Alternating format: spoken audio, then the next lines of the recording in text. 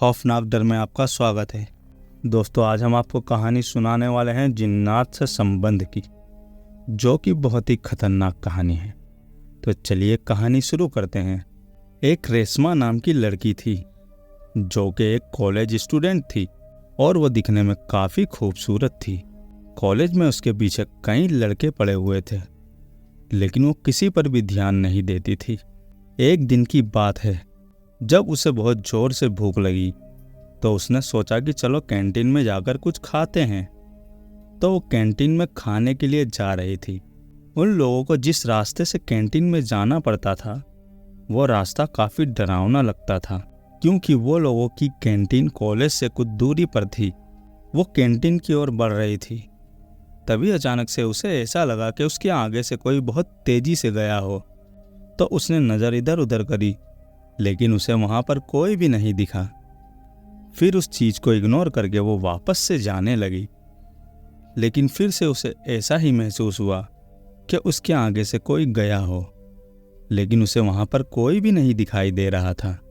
फिर वो चुपचाप कैंटीन की ओर चली गई और कैंटीन में जाकर वो खाना खाने लगी और वो खाना खाकर वापस आ रही थी। तभी उसे रास्ते में एक बहुत ही खूबसूरत लड़का दिखाई दिया। उस लड़के की आंखों में कुछ अजीब ही जादू था, जिसकी वजह से रेशमा उसकी ओर खींची चली गई और उसे पता ही नहीं चला कि मैं कब उसके पास चली गई और वह उससे बातें करने लगी। बातों बातों में दोनों ने एक दूसरे का नाम पूछा। तो लड़की ने बोला, मेरा नाम रेशमा है, और लड़के ने बताया कि मेरा नाम सुलेमान है। ऐसे ही ये सिलसिला रोज का चलने लगा।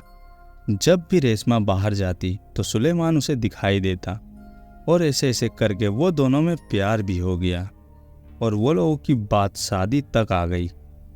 और जैसे तैसे करके रेशमा ने सुलेमान से शादी कर ली।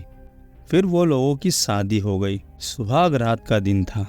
वो लोगों ने अच्छे से सुहाग रात मनाई। सुलेमान बहुत ही ज़्यादा हवस का भूखा था।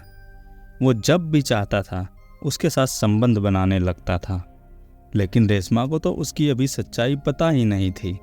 वो लोगों ने सुहागरात मनाई। उसके बाद सब लोग सो गए। फिर दूसरा दिन आया, सुबह का वक्त था। तभी सुलेमान ने रेशमा को बोला कि मुझे तेरे साथ संबंध बनाना है। तो उसने उसे मना कर दिया कि देखो, अभी सुबह का वक्त है, अभी सब लोग जग जाएंगे, प्लीज़ आप ऐसा ना करें। लेकिन उसने नहीं माना और वो काफ़ी उस पर गुस्सा करने लगा। जैसे तैसे करके वो मान गई।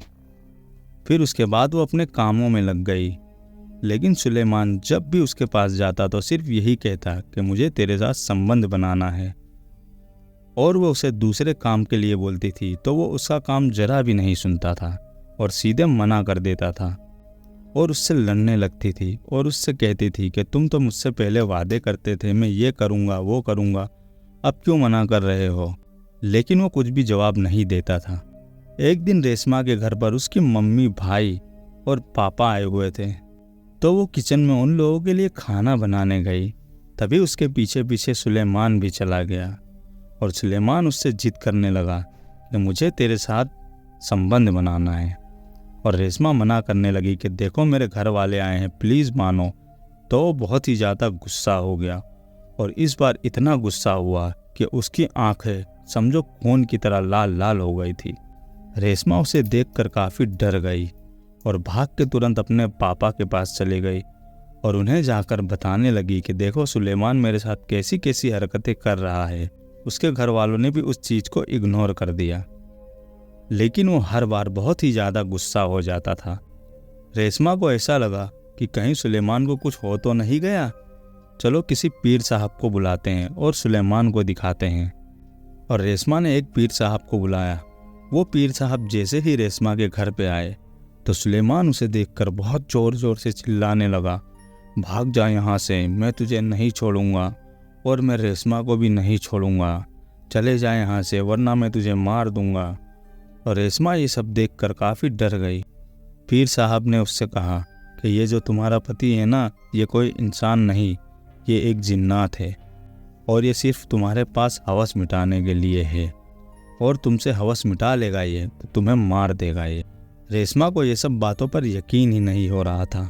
तभी अचानक से सुलेमान अपने असली रूप में आ गया और ज़ोर ज़ोर से चिल्लाने लगा कि भाग जा, मैं तुझे नहीं छोड़ूंगा। और रेशमा समझ गई कि ये कोई इंसान नहीं है। उसके बाद पीर साहब ने कुछ दुआएं पढ़ी और उसके ऊपर पढ़ के फूंक दिया। तभी अचानक से वो वहाँ से भाग गया। और उसके बाद पीर साहब उसे अपने साथ अपने घर ले गए और उसे वहाँ पर ले जाकर उसके ऊपर दुआ ताबीज़ किया और उसे एक ताबीज़ भी दिया कि लो ये तुम पहन लो और ये दूसरे ताबीज़ अपने घर में जाकर बांध देना, उसके बाद वो कभी भी नहीं आएगा। लेकिन रेशमा को तो यकीन ही नहीं हो रहा था कि मेरे साथ इतना खतरनाक चीज़ हो सकती है और वो बहुत ही ज़्यादा रोती थी। लेकिन वो कर भी क्या सकती थी। चलो कम से कम उसकी जान तो बच गई। तो दोस्तों ये थी कहानी। आप लोगों को कहानी कैसी लगी हमें कमेंट में बता देना और वीडियो अच्छा लगे तो लाइक कर देना और चैनल पर नए हो तो सब्सक्राइब भी कर देना। चलिए मिलते हैं ऐसे ही दूसरी वीडियो में, तब तक के लिए बाय।